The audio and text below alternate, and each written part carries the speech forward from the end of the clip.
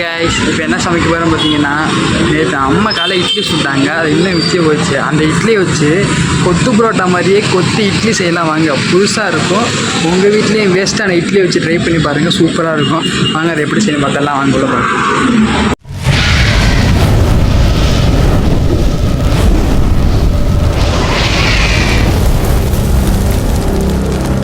First எடுத்து என்ன பண்ணு பார்த்தீங்கன்னா, இந்த மாதிரி இட்லி எடுத்து வச்சுக்கோங்க. மீதான இட்லி எடுத்து வச்சு நல்லா தூள் ஊற்றி நுணுக்கி வச்சுக்கோங்க. கையிலே பிசைஞ்சு நுணுக்கி வச்சுக்கோங்க. நுணுக்கிட்டு தண்ணியை வச்சுட்டு ஒரு கடாயை வச்சு எண்ணெய் ஊற்றிக்கோங்க. எண்ணெய் ஊற்றிட்டு பச்சை கடலை பருப்பு, உளுந்த பருப்பு ரெண்டுத்தையும் கொஞ்சமாக எடுத்து வச்சு எண்ணெய் லைட்டாக சூடான உடனே அந்த பச்சை கடலை பருப்பையும் உளுந்த பருப்பையும் லைட்டாக கொஞ்சமாக எடுத்து போடுங்க. போட்டு ஒரு கிண்டு மட்டும் கிண்டுங்க லோ ஃப்ளேமில் வச்சு. ஏன்னா கருகிடுச்சுன்னா கசப்பு ஏறிடும், நல்லாவே இருக்காது. அதனால் கருக விடக்கூடாது, பார்த்து பண்ணிக்கோங்க. போட்டுட்டு ஒரு கிண்டு மட்டும் கிண்டி விட்டுட்டு லைட்டாக பொரிஞ்சோடனே நம்ம பெரிய வெங்காயம் சின்ன சின்னதாக நறுக்கி வச்சுருக்கேன் பார்த்தீங்களா, அந்த வெங்காயத்தை போடுங்க. அந்த வெங்காயத்தை அப்படியே எடுத்து கொட்டிட்டு வெங்காயம் பொன்னிறமாக வதங்கணும்.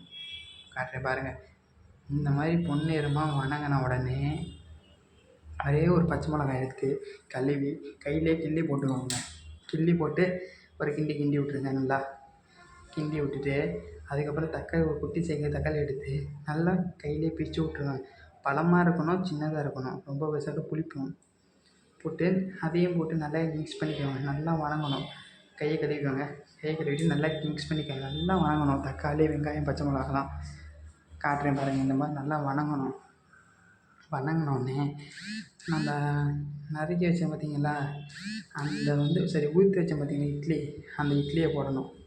பாருங்கள், இந்த இட்லியை போட்டுட்டு அதுலேயே ஒரு 4 இட்லி எடுக்கிறீங்கன்னா ஒரு 5 முட்டை போட்டுக்கோங்க. 2 கிண்டிட்டு நல்லா 2 கிண்டு தக்காளி, வெங்காயம், பச்சை மிளகாய் அந்த இட்லி மிக்ஸ் ஆகணும். நல்லா ஒரு கிண்டிட்டு அந்த 5 முட்டையை உடச்சி ஊற்றுங்க.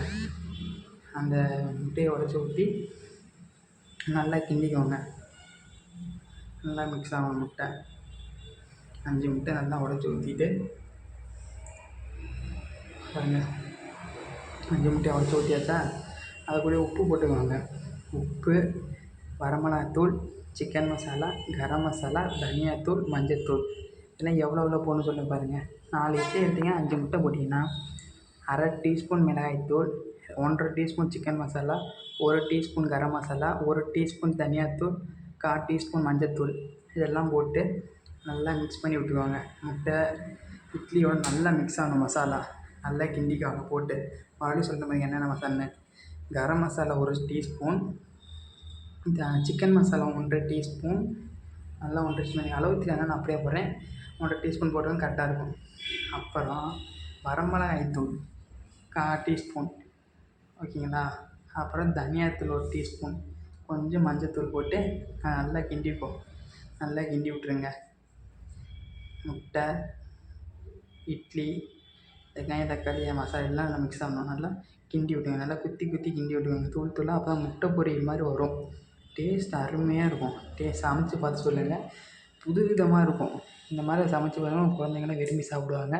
மறக்காமல் ட்ரை பண்ணி பாருங்கள். ட்ரை பண்ணி பார்த்துட்டு எப்படி இருந்துச்சுன்னு கமெண்ட் பண்ணுங்கள், ஓகேங்களா.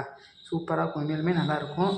மறக்காமல் கமெண்ட் பண்ணுங்கள். செஞ்சு பார்த்துட்டு பார்த்தீங்களா, இந்த மாதிரி வரணும். நல்லா இதானோடனே முட்டை பொரியல் மாதிரி வந்துடும். காட்டுறேன் பாருங்கள். ஃபைனலாக முட்டைலாம் நல்லா வதங்கினதுக்கப்புறம் கொஞ்சம் பெப்பர் போட்டுக்கோங்க. மேலே பெப்பர் போட்டு நல்லா ஒரு கிண்டிக்கோங்க. நல்லா கிண்டிக்கிட்டு பார்த்தீங்கன்னா இந்த மாதிரி முட்டை பொரியல் மாதிரி ஆயிடுச்சு பார்த்தீங்களா. நல்லா குத்தி விட்டு கிண்டிக்கோங்க. அவ்வளோதான், இந்த டிஷ் ரெடி ஆகிடுச்சு. அடுத்த ஒரு வீடியோ சந்திப்போம். Ta-ta bye bye. சமைச்சு பார்த்துட்டு எப்படி ஆச்சு மறக்காமல் கமெண்ட் பண்ணுங்கள். சப்ஸ்கிரைப் பண்ணிங்க நம்ம சேனலில், லைக் பண்ணிடுங்க. மறக்காமல் கமெண்ட் பண்ணிடுங்க. Okay, see you, bye.